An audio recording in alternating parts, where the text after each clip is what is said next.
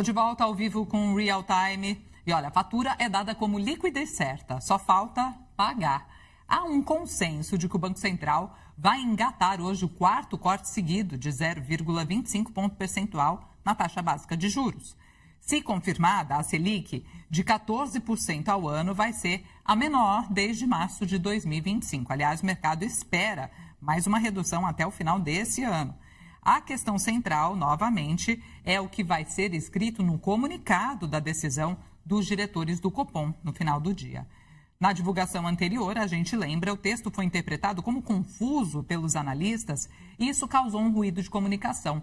Sobre as expectativas e o que esperar daqui para frente, eu converso agora com o Eduardo Velho, sócio estrategista da Bravonte Capital. Tudo bem? Bom dia, seja muito bem-vindo ao Real Time, Eduardo. Bom dia a todos, um prazer estar aqui na TV CNBC Times. Prazer o nosso te receber mais uma vez. E, Eduardo, a gente sabe que o principal indicador que o Banco Central leva em conta aqui no Brasil para definir a Selic é a inflação, né? E na última prévia de 0,06%, essa última prévia foi a menor para meses de julho desde 2023. E ainda tem o seguinte, né? A taxa acumulada em 12 meses, ela se aproximou de novo do teto da meta de 4,5% para 2026, né? A gente vai ver o comportamento da taxa anualizada. Eu tinha vindo para essa câmera para a gente poder ver isso no telão. Então, vamos ver se a gente tem esse gráfico pronto, senão eu chamo ele daqui a pouquinho. Acho que daqui a pouquinho a gente vem com esses números aqui. Pronto, está aqui. Obrigada. Então, aqui no telão que a gente estava falando agora há pouco, né? Em julho, essa taxa no acumulado dos últimos 12 meses em 4,52%, Eduardo. Então, conta pra gente qual que é a leitura que você tem feito disso, né? E dessa taxa agora de julho, que veio abaixo do que estava se esperando, né? Bem, tivemos aí, né, a partir de março, né, o início do conflito, né, do Oriente Médio, e houve realmente um choque de oferta, né, típico, né, de alta aceleração dos preços médios de petróleo. Estavam na faixa de $65, 70. Em fevereiro, subiu rapidamente aí para $100, depois chegou a bater 120, 125 dólares o preço médio do barril Brent ao longo desses últimos meses. E depois ocorreu aí uma volatilidade muito grande, notícias do governo Trump, das divergências do acordo com o Irã, e o preço ficou muito volátil, e continua muito volátil, na verdade. E, obviamente, você teve aí uma aceleração da expectativa de inflação no mundo inteiro, na verdade, né? O choque de oferta se propagou, né? O preço do petróleo em alta se propagou para todas as economias. Claramente, as economias mais dependentes do petróleo sentiram mais. O Brasil é um exportador líquido de petróleo. Sim. De certa maneira, o Brasil até se beneficiou em termos de conta externa. O Brasil hoje tem um superávit comercial expressivo na conta de petróleo, superior até a outras culturas, por exemplo, as culturas agro, por exemplo. E o Brasil até manteve um dólar relativamente controlado. Quer dizer, o dólar hoje está abaixo de 5,20. Esse é um ponto importante aí para a decisão do cupom, ou seja, não houve uma aceleração do dólar, muito pelo contrário. O dólar está bem comportado. Tivemos aí uma dinâmica favorável dos últimos resultados da inflação, que você mesmo comentou, do IPCA 15, por exemplo, que é sazonal, né? Sempre, geralmente, julho, agosto, principalmente, a inflação, em função do agrícola, dos alimentos, tende realmente a baixar. Mas tivemos aí também um componente importante que ajudou o governo, de certa forma, ajudou a minimizar o impacto do alto petróleo, dando aí o subsídio, né, ao mercado de combustíveis, né? De certa maneira, evitou uma propagação maior da inflação.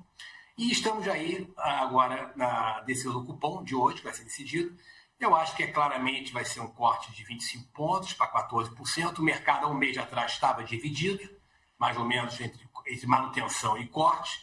A gente manteve essa linha do corte 25, porque realmente há um espaço, na nossa avaliação, de corte de juros. Por quê? O Banco Central, exatamente no último comunicado, na última ata do cupom, ele alongou o cumprimento da meta de inflação para 2028. Então, ou seja, mesmo que a inflação em 2027 esteja mais próxima do teto da meta, o importante é que a inflação vai ser decrescente ao longo de cada ano, 2026 para 2027 e 2028, e 2028, para a projeção do Banco Central, está próximo de 3%. Então, de certa forma, há o espaço para ganhar juros. A situação é ainda uma incerteza no mercado internacional com o preço do petróleo, mas, a princípio, o Brasil, de certa forma, ele está ancorado na expectativa que o dólar não tem pressão, né? O Brasil tem um diferencial de juros ainda muito elevado, ou seja, consegue atrair capitais e manter o dólar baixo sem ter impacto na inflação. Então, ou seja, há um sentido aí benéfico, positivo, que também aconteceu nas últimas semanas, de indicadores de atividade econômica que desaceleraram e ajudam também a dar conforto ao Banco Central a cair os juros. Exatamente. Agora, do lado dos dados que jogam contra essa queda de juros, vem a taxa de desemprego, né, Eduardo? A do segundo trimestre de 5,4% foi a menor para o período da série histórica do IBGE, né, o que mostra um mercado de trabalho aquecido. A queda da inflação deve se sobrepor a isso? A questão, o foco do Banco Central é a inflação, né? Os indicadores todos externos e internos é que fazem analisar a tendência da inflação. Apesar de reconhecer que há uma resiliência no mercado de trabalho, a taxa de desemprego está bem baixa, né? Os indicadores do mercado formal, por exemplo, do CAGED, do Ministério do Trabalho, continuam com uma certa resiliência em termos de crescimento de emprego formal. O que importa é o seguinte, é a inflação. Então, se a inflação consegue desacelerar, ou pelo menos ter uma trajetória decrescente em 12 meses, 2026 para 2027 e 2028, a princípio, o Banco Central, no curto prazo, tem um relativo conforto, né? Que há um espaço para cair os juros. Agora, para os investimentos, é que eu vejo claramente aí uma grande oportunidade que eu vejo no Brasil. Para quem aplica em renda fixa, renda variável, eu vejo uma boa oportunidade que os juros estão muito altos aqui no Brasil. Então, de certa maneira, ao longo do tempo, mesmo que caia pouco a taxa de juros ainda esse ano, se considerar que ano que vem as taxas de juros devem cair para uma faixa de 12% até 11,5% nominalmente, ou seja, o juro real cair no Brasil, os preços dos títulos que estão nas carteiras de investimento aplicadas em notas do Tesouro Nacional, por exemplo, elas vão ter uma forte valorização dos ativos de renda fixa. Então, ou seja, é uma oportunidade muito boa para você esperar que vai cortar juros também em 2027.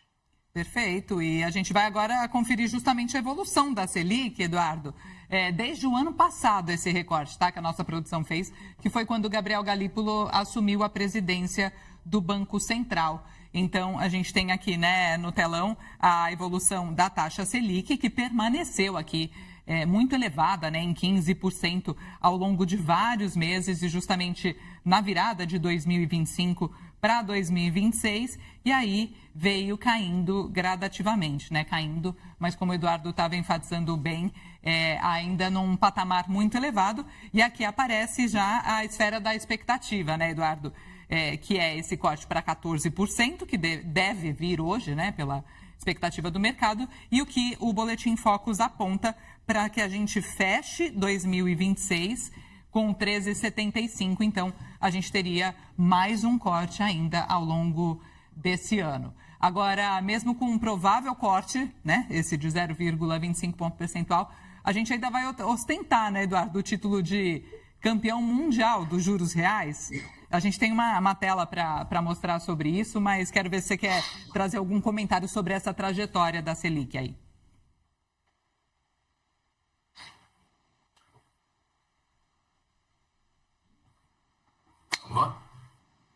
Está me ouvindo, Eduardo? Então tá certo. Não.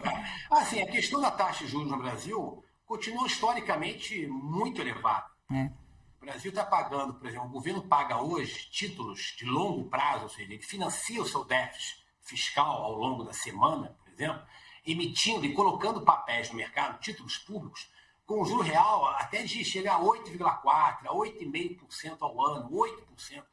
É um juro insustentável ao longo do tempo. Ou seja, a dívida pública tende a crescer.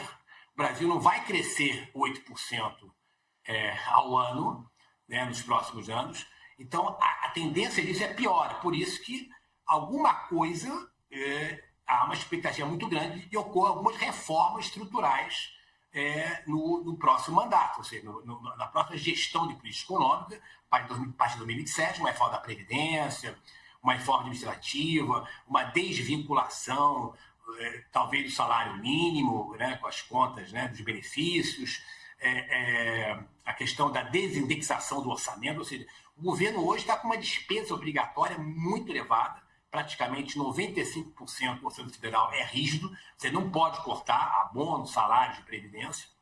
Então, ou seja, o governo vai ter que fazer alguma coisa. O que eu vejo é que a situação relativamente está favorável, porque a situação externa brasileira é muito boa. O Brasil tem uma posição cambial, por exemplo, do Banco Central, de mais de 260 bilhões de dólares. O que isso significa? O Banco Central tem disponível a qualquer momento dinheiro, dólares, para vender dólar se houver uma pressão de dólar para cima. Então, isso, de certa maneira, o Brasil é muito bom.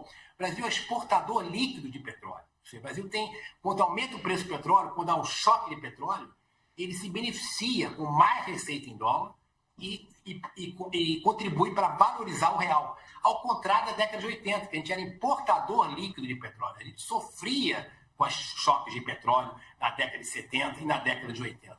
Então, ou seja, a situação realmente externa é muito favorável. Agora, a situação fiscal é o grande desafio que eu acho que o mercado, os ativos financeiros, estão adiando, vão cobrar esse desafio, esse ajuste em 2027. Em algum momento vai ser cobrado. Então, por isso que eu acho que a taxa de juros tem que cair lentamente, realmente, enquanto não for resolvido ainda esse imbróglio fiscal que o próximo governo, qualquer que seja, vai ter que assumir e vai ter que ajustar. Eduardo Velho, sócio estrategista da Bravonte Capital, muito obrigada pela conversa ao vivo aqui nessa manhã e até a próxima. Obrigado. Tchau, tchau.